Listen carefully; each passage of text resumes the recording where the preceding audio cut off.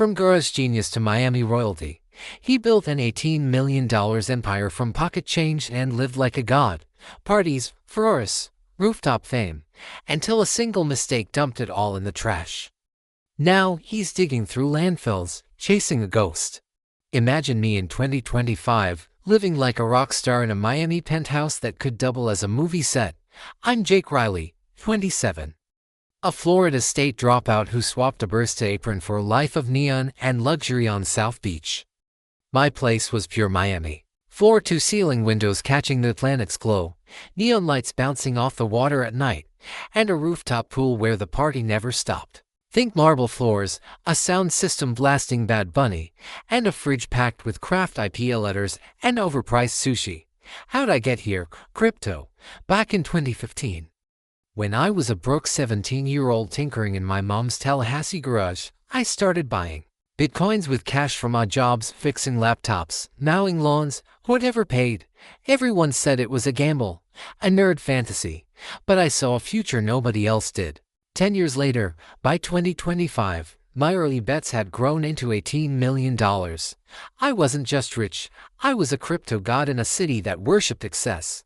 I'd been a tech geek my whole life. Coding my first app at 13, building PCs while my high school buddies were sneaking beers. Crypto hooked me early. It was a rebellion against banks and suits who thought they owned the game. I'd stay up nights in my dorm, analyzing blockchain forms, learning how to secure wallets like a vault. My fortune lived on a hardware wallet, a small black device no bigger than a matchbox, holding the keys to my millions. I called it my golden ticket, keeping it on my desk beside my triple monitor setup, its faint LED pulse a reminder of my empire. The 24-word seed phrase was locked in a fireproof safe under my bed, bolted to the concrete. I was paranoid, checking the wallet daily, even installing a motion sensor camera in my closet after reading about a hacker who lost millions. Losing that device wasn't an option, it was my entire world. Miami was my kingdom, and I ruled it loud. I'd cruise Ocean Drive in a rented cherry red Ferrari, its roar cutting through the salsa music spilling from Art Deco bars. My parties were South Beach legend, rooftop ravers with DJs spinning under swaying palms, influencers posing by my infinity pool, and bartenders pouring $400 tequila like it was tap water. One weekend, I rented a yacht for a crypto bro bash, sailing past Miami's skyline, the city twinkling like a jewel. I'd toss $100 tips to valets, buy $30,000 abstract paintings at Wynwood Galleries, even drop $50,000 on a watch because it looked cool. My crypto conference keynote last month had the crowd buzzing. I was Jake Riley, the kid who turned pocket change into millions, schooling VCs twice my age. My girlfriend, Mia Torres, was the spark in my chaos. We met at a Wynwood art walk, where I fumbled a pickup line by a mural of a neon panther. She was 25, a graphic designer with a smile that stopped traffic and a wardrobe of bold prints and retro Nikes. Mia loved the glamour of my life but tuned out my crypto rants. "Jake, your internet money's boring," she'd say, sketching logos on her tablet while I explained decentralized ledgers. I tried showing her the wallet once, telling her it held my fortune. She laughed. "It's a USB stick, babe. Oh, is it so serious?" Once, she organized my desk, tossing the wallet into a pile of cables, and I snapped, "Mia, don't mess with that. It's my whole life." She rolled her eyes, calling it my nerd gadget. I thought her cluelessness was cute, but that was my first mistake. My best friend, Carlos Vega, was my reality check. A crypto nerd from my FSU days, he'd made his own millions trading altcoins. We'd skip the South Beach chaos for beers at a Coconut Grove dive bar, its sticky tables and jukebox blasting old school rap. Over wings, we'd debate market trends and wallet security. "Jake, you're living the dream," Carlos said one night, wiping hot sauce off his hands. "But that wallet, it's your Achilles heel.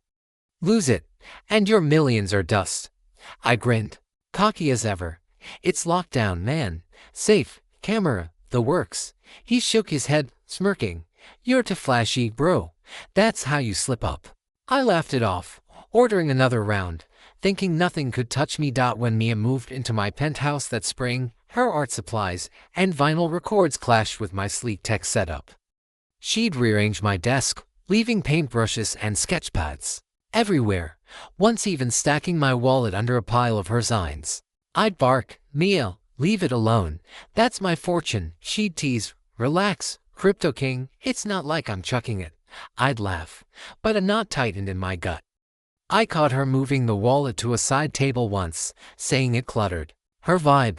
I started keeping it in my pocket at home, but I was distracted closing a deal to speak at another Miami crypto summit, buying a $20,000 neon sculpture just for the flex. At a rooftop party, a drunk PC grabbed my shoulder. "Jake, you've got it all. Don't let it slip away."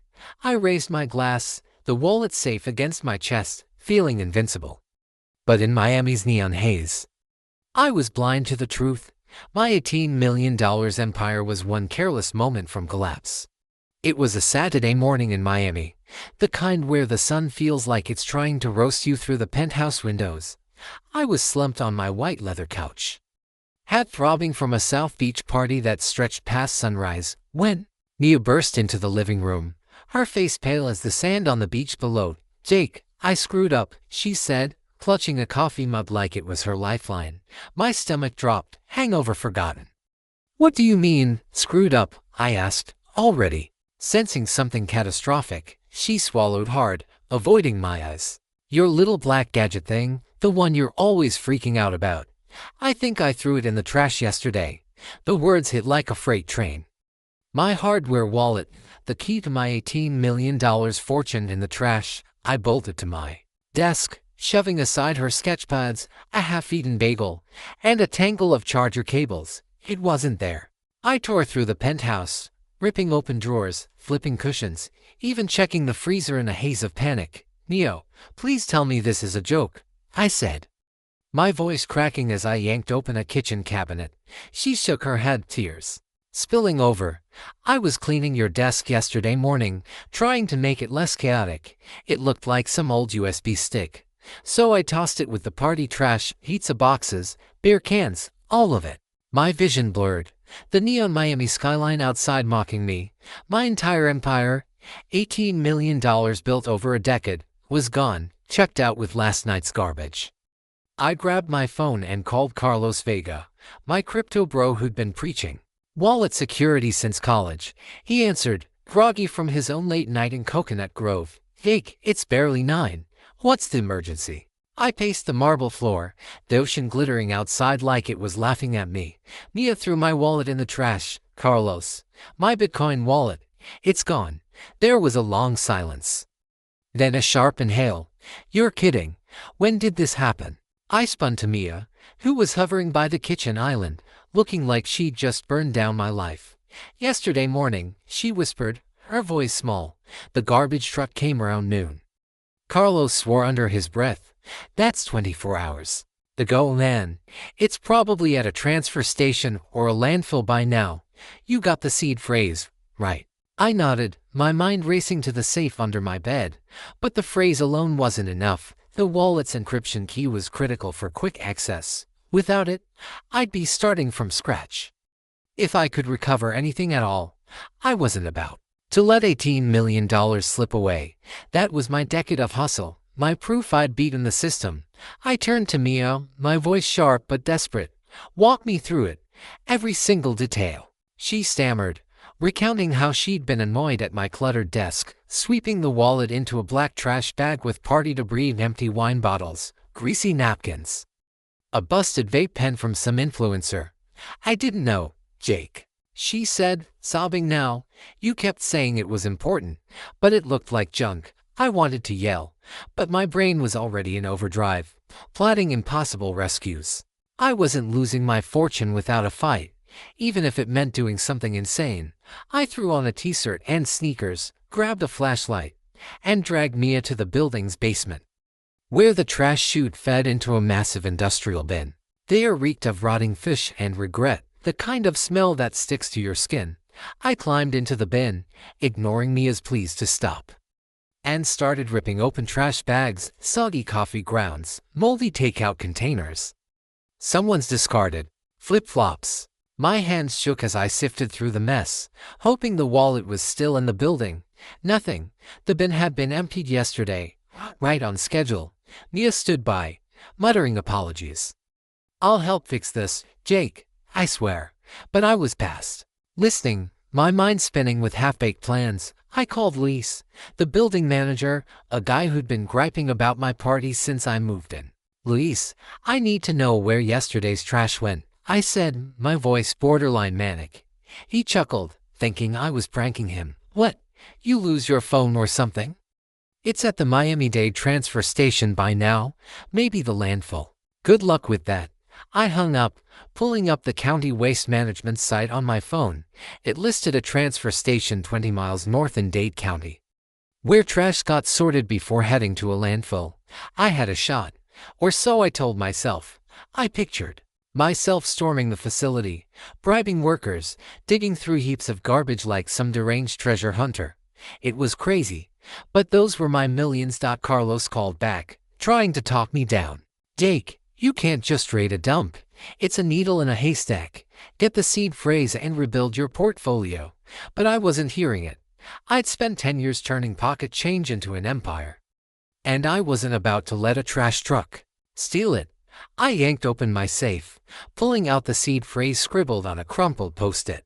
It was my backup, but without the wallet's encryption, recovery could take weeks, maybe months, and there was no guarantee it'd work if the device was damaged. I wasn't ready to accept that. I grabbed my keys, Mia trailing behind, promising to help. As we sped toward the transfer station in my Ferrari, the Miami skyline fading in the rearview, I felt a mix of fury and obsession. My $18 million was out there, buried in trash, and I'd do anything, even the dumbest stunts, to get it back. I had no idea how deep I was about to dig myself.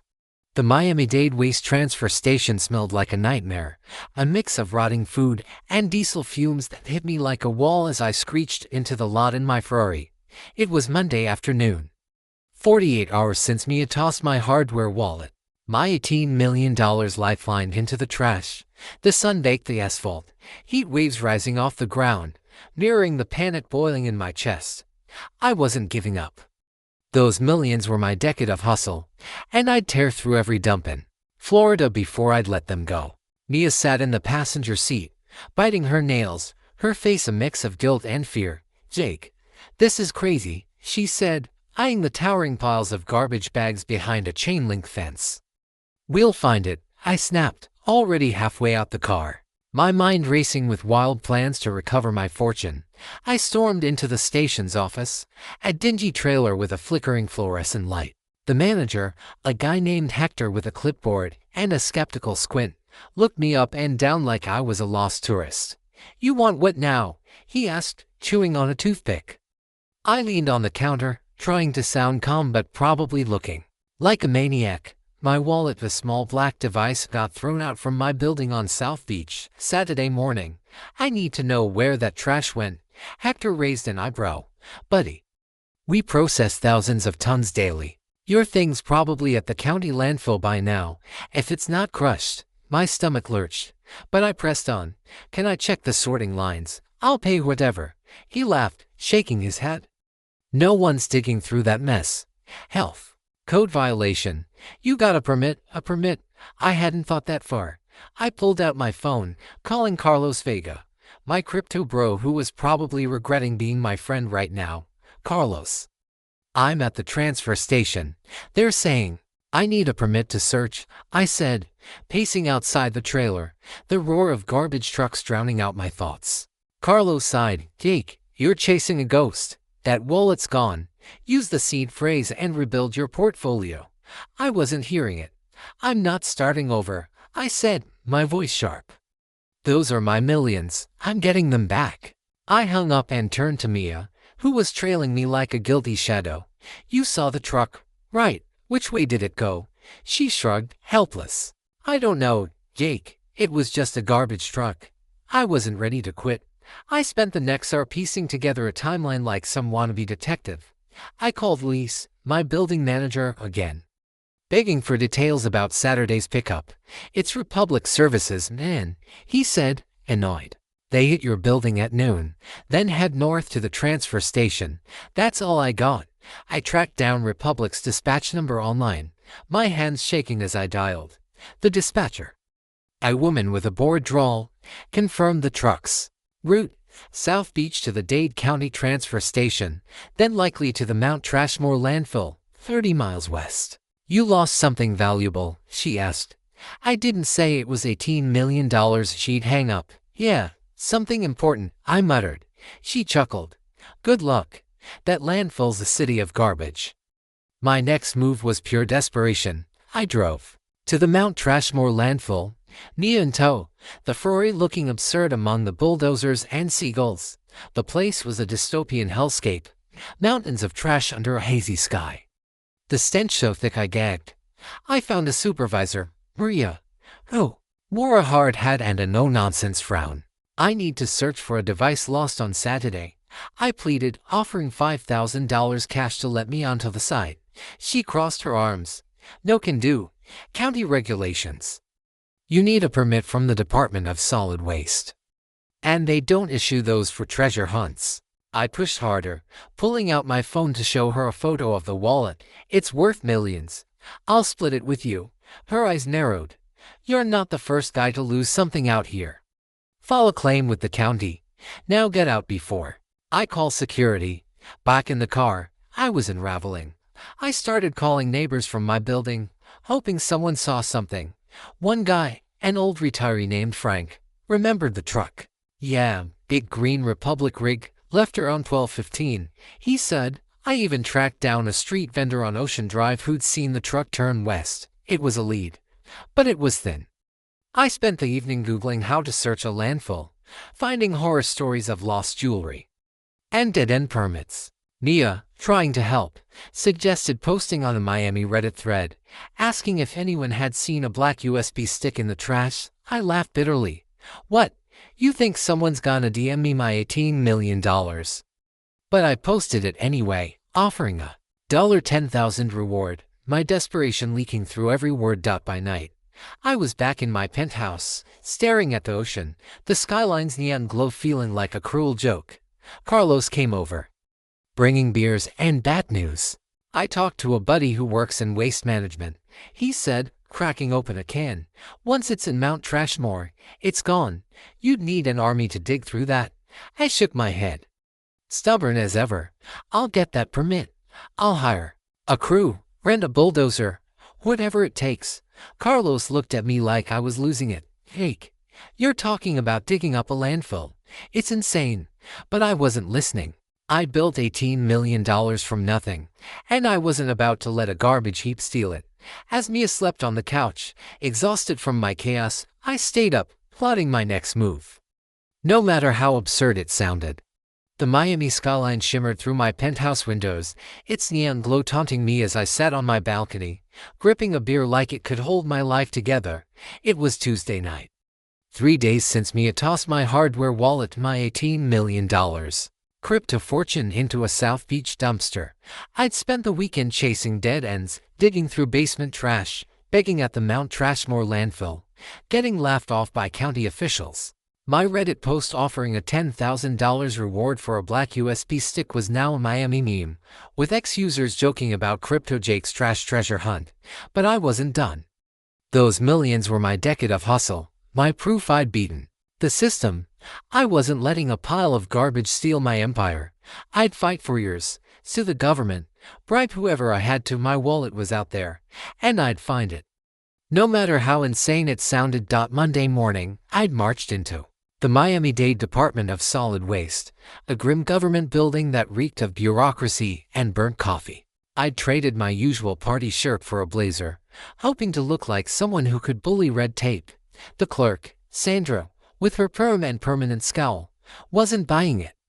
You want to excavate a landfill, she said, flipping through my Form 170 like it was junk mail. No permits for that. Health hazards, environmental regulations, file an appeal. Wait 6 months. 6 months. My wallet could be mulched by then.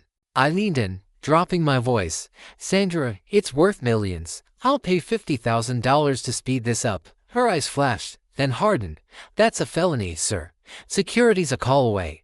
I backed off, grabbing a stack of appeal forms, already planning to lawyer up and fight the county for years if I had to. Back at the penthouse, Mia was a mess, curled up on the couch, her art supplies untouched. "Jake, I'm so sorry," she said, her voice raw. "Can't we use the seed phrase and move on?" I shook my head, pacing the marble floor, the ocean glittering outside like a cruel tease.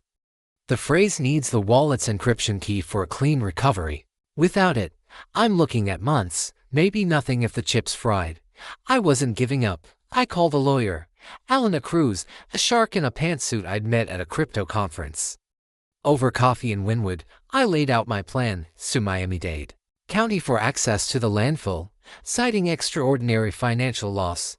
Elena raised an eyebrow. "It's a long shot, Jake. You'll spend yours and millions in court, and they'll still say no. Landfills are regulated like nuclear sites." I didn't care. "File the papers," I said, wiring her a $20,000 retainer. I'd fight until I was broke if it meant getting my millions back. While Elena started the legal battle, I went rogue. I remembered Maria, the landfill supervisor who'd shut me down. She'd mentioned night shifts with fewer eyes. I drove to Mount Trashmore at dusk, the air thick with the stench of rot and seagulls screeching like vultures. I found an off-duty security guard, a guy named Rico, smoking by the gate. I slipped him $2,000 in cash, my voice low. "Let me in after hours to look for a device. Small black thing. Worth a fortune. You'll get $10,000 if we find it." Rico pocketed the money, glancing around. "1 hour, midnight tomorrow. Bring gloves and don't get caught." It was a lunatic plan, but I was all in, picturing myself digging through trash under the stars, my wallet glinting like a diamond in the muck. I took it further, hiring a shady private investigator named Tony from a Craigslist ad, over beers in Coconut Grove. He handed me a report, the Republic Services truck from my building dumped at Mount Trashmore's East Quadrant. But pinpointing it was impossible. "For $7,000, I'll get you driver logs and worker schedules," he said, smirking. I paid up, desperate for any edge. I even bought a $3,000 drone with a thermal camera, flying it over the landfill at dawn, hoping to spot anything.